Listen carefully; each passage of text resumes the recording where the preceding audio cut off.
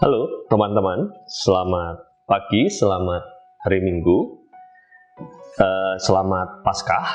Kita akan sama-sama membuka Alkitab kita dari kitab Matius 28 ayat 1 sampai 10. Sebelum membaca, kita berdoa.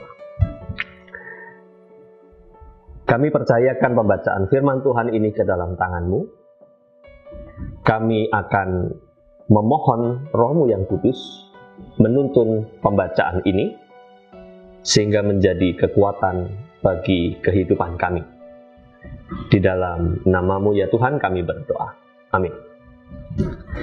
Matius 28 ayat 1 sampai 10. Teman-teman, silakan Anda baca sendiri di rumah. Tetapi bercerita tentang bagaimana Yesus bangkit. Setelah hari Sabat lewat, lalu para perempuan, Maria Magdalena dan Maria yang lain menengok kubur Yesus dan menjumpai kubur itu telah kosong. Lalu di sana ada percakapan di ayat yang ke-9 bahwa tiba-tiba Yesus berjumpa dengan mereka dan berkata, "Salam bagimu." Kedukaan yang tadinya dialami oleh Maria Magdalena dan Maria yang lain, itu tiba-tiba sirna karena mereka melihat Yesus yang bangkit. Kebangkitan Yesus membangkitkan kembali semangat kehidupan mereka. Kebangkitan Yesus mengalahkan segala bentuk kedukaan dan rasa sedih serta rasa pilu. Kalau bicara soal kematian, teman-teman, kadang ada orang yang menganggap kalau ngomong mati itu berarti kematian fisik. Orang tidak lagi bernafas, tubuh tidak lagi bekerja, dan dikuburkan atau dikremasi, biasanya begitu. Tapi rupanya dalam kehidupan manusia, di sepanjang perjalanan hidup manusia, ada begitu banyak kematian yang lain yang sifatnya bukan fisik. Seperti contoh adalah kematian kehidupan sosial seseorang. Orang Samaria contohnya kalau di Alkitab adalah orang yang secara sosial terasing. Mereka dianggap kafir, mereka dianggap najis, mereka dianggap tidak layak berjumpa dengan orang lain. Mereka dianggap kotor. Dan bahkan orang-orang pada saat itu lebih memilih untuk berjalan berputar yang jauh ketimbang harus melewati wilayah Samaria. Ada lagi yang lain, kematian sosial karena sakit penyakit. Orang kusta pada saat itu, orang sakit dianggap sebagai orang yang dikutuk Tuhan. Maka mereka diabaikan keberadaannya. Bahkan bukan hanya diabaikan, tetapi juga dikucilkan.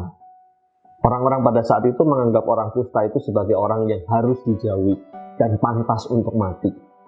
Kenapa? Karena kalau bersentuhan dengan orang kusta, seseorang harus meminta disucikan kembali. Kalau rumahnya disentuh oleh orang kusta, rumah itu harus diberikan semacam upacara pentahiran, upacara penyucian.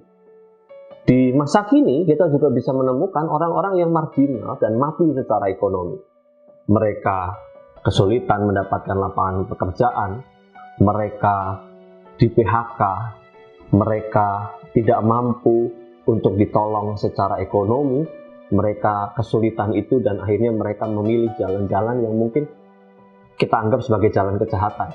Karena mereka tidak mampu untuk mencari sesuatu dan tidak tersedianya lapangan pekerjaan, mereka harus menghidupi diri mereka menempuh jalan-jalan pintas yang menunjukkan bahwa mereka mati secara ekonomi. Bukan hanya itu, kematian perasaan juga menjadi tren saat ini. Ketidakpedulian membuktikan bahwa banyak orang yang mati secara perasaan. Bukan hanya itu. Banyak anak-anak muda sekarang juga mati dalam membangun diri. Mati logika, mati ilmu pengetahuan. Kenapa? Karena sudah merasa cukup dengan apa yang dimiliki, maka mandek berhenti sampai di situ, sehingga tidak ada update lagi pengetahuan-pengetahuan yang dimiliki. Jadi kalau kita lihat dari cerita tadi, kita bisa menemukan bahwa kematian itu bukan hanya fisik. Tetapi kematian itu bisa berbentuk hal-hal yang lain, baik sosial, pendidikan, ilmu pengetahuan, logika, perasaan, ekonomi, dan hal-hal yang lainnya. Saudara-saudara, kalau kita berbicara tentang Paskah, kita berbicara tentang kebangkitan. Dan saat ini kita diajak untuk bangkit bersama dengan Yesus. Bangkit bersama dengan Yesus bukan berarti hanya soal iman.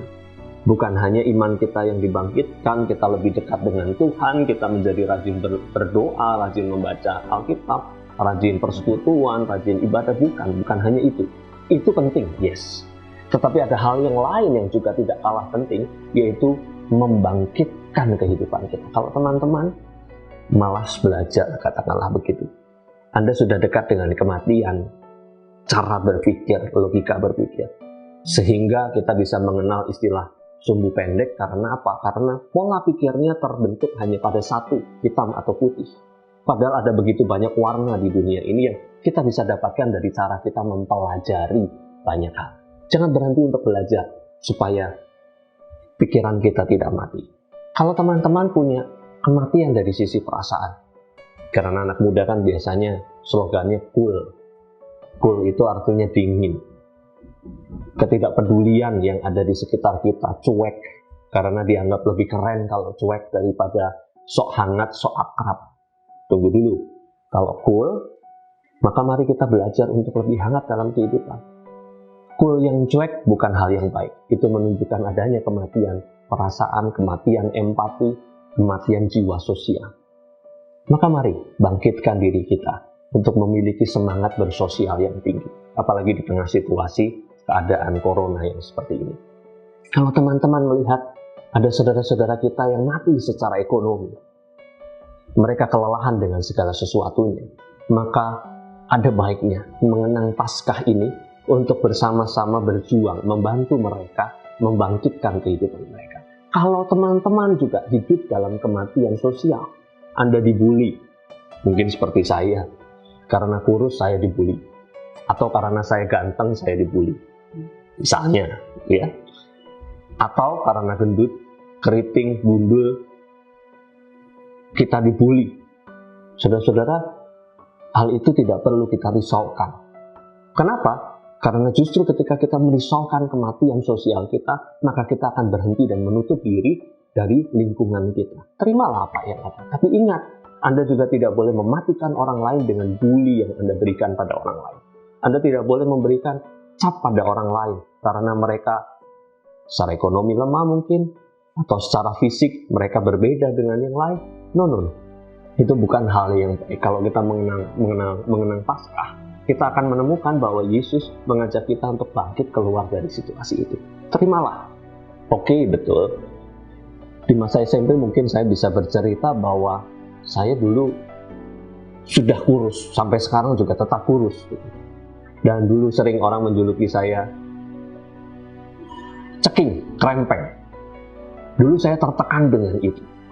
Saya tertekan dengan julukan itu dan merasa bahwa seolah-olah hidup ini nggak berarti karena memang tulang saya kecil. Lalu saya coba beli susu Elmen atau apa itu zaman dulu. Saya berusaha berolahraga, toh pada akhirnya kurusnya ya tetap kurus.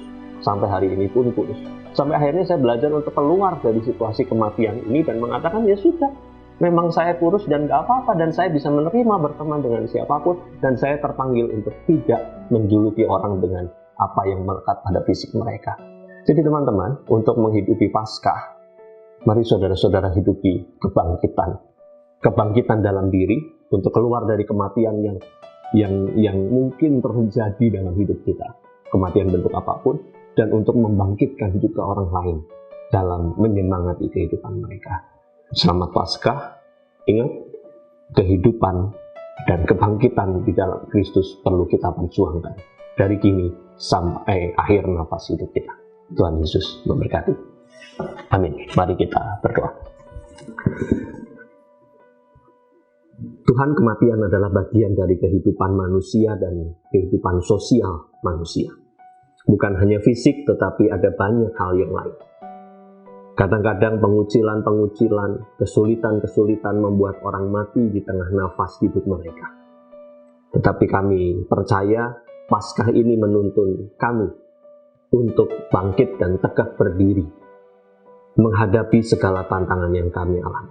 Kami juga harus bangkit dan tegak berdiri, memperjuangkan kebangkitan semangat dan kebangkitan hidup dari orang-orang yang ada di sekitar kami.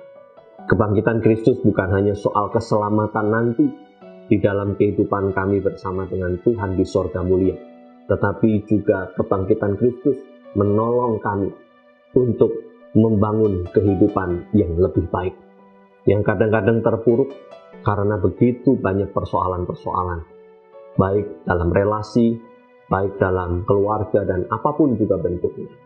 Kami percaya anak-anak Tuhan, remaja-remaja Tuhan ditolong oleh Roh Kudus untuk tidak membuat orang mati perasaan, untuk tidak berhenti belajar, untuk tidak berhenti mengasihi, karena belajar, mengasihi, dan membangun perasaan positif adalah upaya untuk menghidupi kebangkitan Kristus, supaya kebangkitan kehidupan juga dialami oleh kami dan orang-orang di sekitar kami. Ya Tuhan, bangkitkanlah hidup kami. Kami berdoa di dalam nama Tuhan Yesus Kristus. Amin.